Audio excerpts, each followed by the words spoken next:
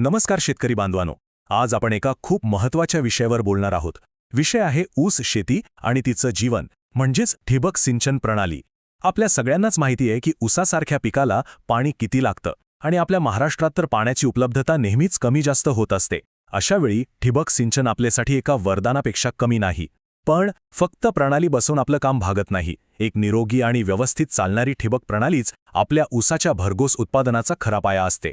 आणि तो पाया मजबूत कसा ठेवायचा, यामागचं विज्ञान काय आहे, हेच आज आपण अगदी सखोलपणे समजून घेणार आहोत. तुम्ही कधी विचार केलाय का की आपण लाखो रुपये खर्च करतो, अगदी उत्तम महागडी ठिबक सिंचन प्रणाली बसवतो आणि तरीही काही महिन्यातच ती दगा का देते? अचानक पाण्याचा प्रवाह कमी का होतो? काही ड्रिपर्स तर पूर्णपणे बंदच पडतात. आपली एक छोटीशी चूक किंवा थोडंसं दुर्लक्ष आपल्या उभ्या पिकाला, आपल्या मेहनतीला धोक्यात का आणतं?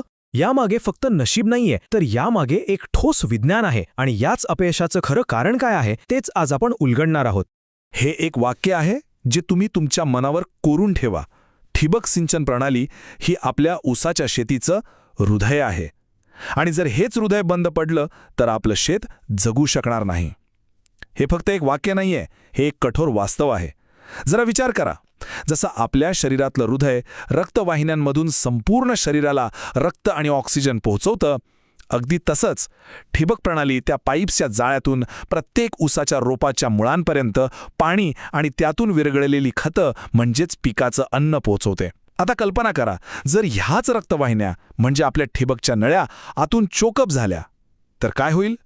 पिकाचा श्वास गुदमरेल, त्याची वाढ खुंटेल. चला तर मग या समस्येच्या अगदी मुळापर्यंत जाऊया आणि तिला समजून घेऊया. आपण 5 सोप्या पण महत्त्वाच्या टप्प्यांमधून जाणार आहोत. पहिला, शेताचं बंद पडलेलं हृदय म्हणजे काय आणि ते कसं काम करतं.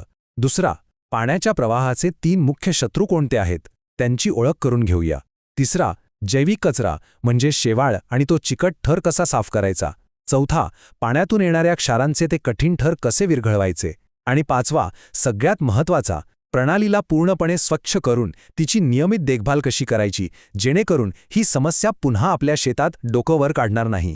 तर आपला पहिला भाग आहे शेताचं चोकअप झालेलं हृदय, म्हणजे ठिबकच्या नळांमध्ये ही घाण नेमकी तयार कशी होते आणि कुठे होते. ही प्रक्रिया आपल्याला वरून दिसत नाही, ती प्रणालीच्या आतल्या आत घडते. हे समजून घेण्यासाठी आपल्याला या प्रणालीच्या आत डोकावून पाहावं लागेल आणि त्यामागचं भौतिकशास्त्र आणि रसायनशास्त्र थोडंसं समजून घ्यावं लागेल. आपल्या ठिबकाच्या प्रत्येक ड्रिपरच्या आतमध्ये एक खूप बारीक आणि नागमोडी वळणावळणाची वाट असते. या रचनेला एमिटर लॅबरिंथ असं म्हणतात. आता ही रचना काही उगासच अशी किचकट बनवलेली नाहीये, त्यामागे कारण आहे. मेन लाईनमधून जे पाणी जास्त दाबाने येतं त्या दाबाला नियंत्रित करून त्याचा दाब कमी करणं आणि प्रत्येक रोपाच्या मुळाशी थेंब थेंब पाणी पोहोचवणं हे तिचं मुख्य काम आहे. पण ऊसासारख्या 12 ते 18 महिन्यांच्या लांब पल्ल्याच्या पिकामध्ये हीच नागमोडी वाट एक दुधारी तलवार बनते. ती पाण्याचा वेग कमी करते आणि त्यामुळे पाण्यात विरघळलेले क्षार आणि इतर बारीक कण इथेच अडकून राहायला लागतात. हळूहळू ही वाट एका फिल्टरसारखं काम करते आणि तिथेच कचरा साचून प्रवाह बंद होऊन जातो. आता गंमत बघा, आपण जेव्हा विहिरीचं किंवा बोरचं पाणी बघतो तेव्हा ते आपल्याला एकदम काचेसारखं स्वच्छ दिसतं, नाही का? पण खरा शत्रू तर दिसतच नाही. त्या स्वच्छ दिसणाऱ्या पाण्यात सुद्धा कॅल्शियम आणि मॅग्नेशियमसारखे क्षार मोठ्या प्रमाणात विरघळलेले असतात. जेव्हा आपल्या काळ्या रंगाच्या लॅटरल पाईप्स दिवसभर कडक उन्हामुळे गरम होतात तेव्हा आतल्या पाण्याचं तापमानसुद्धा वाढतं. आणि विज्ञानाचा नियम सांगतो की पाणी गरम झाल्यावर या क्षारांची पाण्यात विरघळण्याची क्षमता कमी होते. मग हे क्षार पाण्यातून बाहेर पडतात आणि नळ्यांच्या आतल्या बाजूला चिकटायला सुरुवात करतात. यालाच स्केल किंवा क्षारांचा थर असं म्हणतात. सुरुवातीला हा थर अगदी पातळ असतो, पण हळूहळू तो जाड आणि अगदी दगडासारखा कठीण बनतो. चला आता आपण आपल्या दुसऱ्या टप्प्याकडे वळूया. पाण्याच्या प्रवाहाचे 3 मुख्य शत्रू. या शत्रूंना ओळखणं खूप महत्त्वाचं आहे, कारण प्रत्येक शत्रूवर मात करण्यासाठी आपल्याला वेगवेगळं शस्त्र वापरावं लागतं. हे ब्लॉकेज 3 वेगवेगळ्या प्रकारचं असतं आणि अनेकदा हे 3ही प्रकार एकत्र मिळून काम करतात, ज्यामुळे समस्या आणखीनच गंभीर आणि गुंतागुंतीची होते. तर हे 3 शत्रू आहेत. पहिला आहे भौतिक शत्रू, म्हणजे वाळू, गाळ किंवा मातीचे अतिसूक्ष्म कण. हे पाण्याच्या स्रोतातून येतात आणि कधीकधी फिल्टरमधून निसटून पुढे प्रणालीमध्ये प्रवेश करतात. दुसरा शत्रू आहे जैविक शत्रू, म्हणजेच शेवाळ आणि जीवाणूंचा एक चिकट बुळबुळीत थर, ज्याला शास्त्रीय भाषेत बायोफिल्म म्हणतात.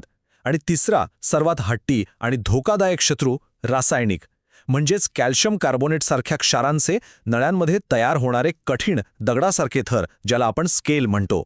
चला तर मग या शत्रूंशी एकाएकाने लढायला सुरुवात करूया. आपला तिसरा भाग आहे जैविक स्वच्छता, म्हणजेच शेवाळ आणि त्या चिकट थराचा नायनाट कसा करायचा. ही एक अत्यंत महत्त्वाची प्रक्रिया आहे, कारण अनेक शेतकरी फक्त वाळू आणि क्षारांचा विचार करतात, पण या जैविक थराकडे पूर्णपणे दुर्लक्ष करतात, जो खरं तर बाकीच्या समस्यांचं मूळ कारण असतो. हा बायोफिल्म म्हणजे काय, तर एक चिकट गोंदासारखा पदार्थ जो जीवाणूंनी स्वतःच्या संरक्षणासाठी तयार केलेला असतो. हा थर स्वतः तर जागा अडवतोच, पण त्याहूनही धोकादायक म्हणजे तो एका चिकट सापळ्यासारखं काम करतो. पाण्यातून येणाऱ्या मातीच्या किंवा गाळाच्या बारीक कणांना तो स्वतःकडे खेचून घेतो आणि त्यांना घट्ट चिकटवून ठेवतो. यामुळे एक असा हट्टी चोकअप तयार होतो जो साध्या पाण्याने किंवा फ्लशिंगने निघत नाही. तो अक्षरशः सिमेंटसारखा घट्ट बसतो आणि ड्रिपरची वाट कायमची बंद करून टाकतो. या जैविक शत्रूवर मात करण्यासाठी उपाय आहे नियमित क्लोरिनेशन. आणि याची एक अचूक शास्त्रीय पद्धत आहे. पहिलं पाऊल, योग्य रसायन निवडा, जसं की सोडियम हायपोक्लोराईड म्हणजे बाजारात मिळणारं लिक्विड ब्लीच किंवा ब्लीचिंग पावडर. दुसरं पाऊल, तुमच्या प्रणालीच्या क्षमतेनुसार योग्य डोसचं गणित करा. तिसरं आणि सर्वात महत्त्वाचं पाऊल, ठिबक सिंचन बंद करायच्या शेवटच्या 30 मिनिटांमध्ये हे रसायन वेंचुरीमधून पाण्यात सोडा. हे का करायचं? कारण यामुळे रसायन संपूर्ण प्रणालीत पसरेल आणि ड्रिपरमधून बाहेर वाहून जाणार नाही. चौथं पाऊल, पंप बंद करा. आणि पाचवं पाऊल, प्रणाली पूर्णपणे बंद करून हे रसायन कमीत कमी 24 तास आतमध्ये तसंच राहू द्या. हा कॉन्टॅक्ट टाईम किंवा संपर्क वेळ त्या बायोफिल्मला मुळापासून विरघळून नष्ट करण्यासाठी अत्यंत आवश्यक आहे. आता एक गोष्ट लक्षात घ्या, जर परिस्थिती हाताबाहेर गेली असेल, म्हणजे जर तुमची प्रणाली खूपच जास्त खराब झाली असेल, अनेक ड्रिपर्स बंद पडले असतील, तर आपल्याला एक शॉक ट्रीटमेंट द्यावी लागते. यासाठी लॅटरलच्या सर्वात शेवटच्या टोकापर्यंत कमीत कमी 50 ppm फ्री क्लोरीन पोचणं गरजेचं आहे. ppm म्हणजे पार्ट्स पर मिलियन, म्हणजेच 10 लाख पाण्याच्या कणांमध्ये क्लोरीनचे किती कण आहेत. नियमित देखभालीसाठी 10 ते 20 ppm पुरेसं असतं, पण गंभीर समस्येसाठी 50 ppmचा शक्तिशाली डोस आवश्यक असतो, जो त्या जैविक थराला पूर्णपणे जाळून टाकेल. आता वळूया आपल्या चौथ्या भागाकडे, क्षारांचे थर विरघळवणे म्हणजेच ॲसिड ट्रीटमेंट. जैविक कचरा काढल्यानंतर आता आपल्याला त्या कठीण झालेल्या दगडासारख्या क्षारांच्या थरांवर हल्ला करायचा आहे. हे थर साध्या पाण्याने किंवा क्लोरीनने निघत नाहीत. त्यांना विरघळवण्यासाठी आपल्याला रासायनिक प्रक्रियेचीच गरज असते. आपल्या महाराष्ट्रातलं बहुतांश भूजल, विशेषतः जिथे चुनखडीचे खडक आहेत, तिथलं पाणी हे अल्कधर्मी किंवा अल्कलाईन असतं, म्हणजे त्याचा सामू किंवा pH हा 7.5 पेक्षा जास्त असतो. जेव्हा पाण्याचा सामू जास्त असतो तेव्हा पाण्यातलं कॅल्शियम कार्बोनेट विरघळलेल्या अवस्थेत राहू शकत नाही.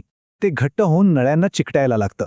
या दगडासारख्या थराला फोडण्यासाठी किंवा विरघळवण्यासाठी आपल्याला नायट्रिक किंवा फॉस्फोरिक ॲसिडचा वापर करून पाण्याचा सामू तात्पुरता आम्लधर्मी म्हणजे ॲसिडिक करावा लागतो. यामुळे त्या क्षारांची रासायनिक रचना बदलते आणि ते पुन्हा पाण्यात विरघळायला लागतात. ॲसिड ट्रीटमेंटची सुद्धा एक निश्चित आणि सुरक्षित पद्धत आहे. ती काळजीपूर्वक पाळली पाहिजे. पहिलं पाऊल, पंप सुरू करून प्रणालीमध्ये वेंचुरीद्वारे हळूहळू ॲसिड सोडायला सुरुवात करा. दुसरं पाऊल, जे सर्वात महत्त्वाचं आहे, तुमच्या शेतातील सर्वात शेवटच्या लॅटरलच्या टोकावर pH पेपर किंवा स्ट्रिप वापरून पाण्याचा सामू तपासा. हे खूप महत्त्वाचं आहे, कारण यावरूनच आपल्याला कळतं की ॲसिड पूर्ण सिस्टममध्ये पोहोचला आहे. तिसरं पाऊल, जेव्हा शेवटच्या टोकावरील पाण्याचा सामू आपल्याला हव्या त्या पातळीवर पोहोचेल तेव्हा ॲसिड देणं थांबवा. चौथं पाऊल, पंप बंद करा. आणि पाचवं पाऊल, हे ॲसिडयुक्त पाणी 12 ते 24 तास नळ्यांमध्ये तसंच राहू द्या. या वेळेत ॲसिड त्या क्षारांच्या थरांशी रासायनिक प्रक्रिया करून त्यांना अक्षरशः खाऊन टाकेल किंवा विरघळवून टाकेल. आणि आपल्याला हवा असलेला सामू, तो जादूचा आकडा कोणता आहे, तर तो आहे 3.0. हो, बरोबर ऐकलत, pH 3.0. संपूर्ण प्रणालीतील पाण्याचा सामू 3.0 पर्यंत खाली आणणं अत्यंत महत्त्वाचं आहे. फक्त याच तीव्रतेवर ॲसिड कॅल्शियमच्या कठीण थरांना प्रभावीपणे विरघळवू शकतं. जर सामू यापेक्षा जास्त असेल, म्हणजे समजा 4 किंवा 5, तर ॲसिडचा पूर्ण परिणाम होणार नाही आणि तुमचे श्रम आणि पैसा दोन्ही वाया जाईल. त्यामुळे 3.0चा सामू हे प्रभावीपणा आणि सुरक्षितता यांच्यातील एक योग्य संतुलन आहे. आणि आता येतो सर्वात महत्त्वाचा आणि शेवटचा टप्पा, फ्लश, मॉनिटर आणि मेंटेन. क्लोरीन आणि ॲसिडने आपापलं काम केलं आहे. त्यांनी बायोफिल्म आणि क्षारांना विरघळवून सैल केलंय, पण ती सगळी घाण अजूनही प्रणालीच्या आतच आहे.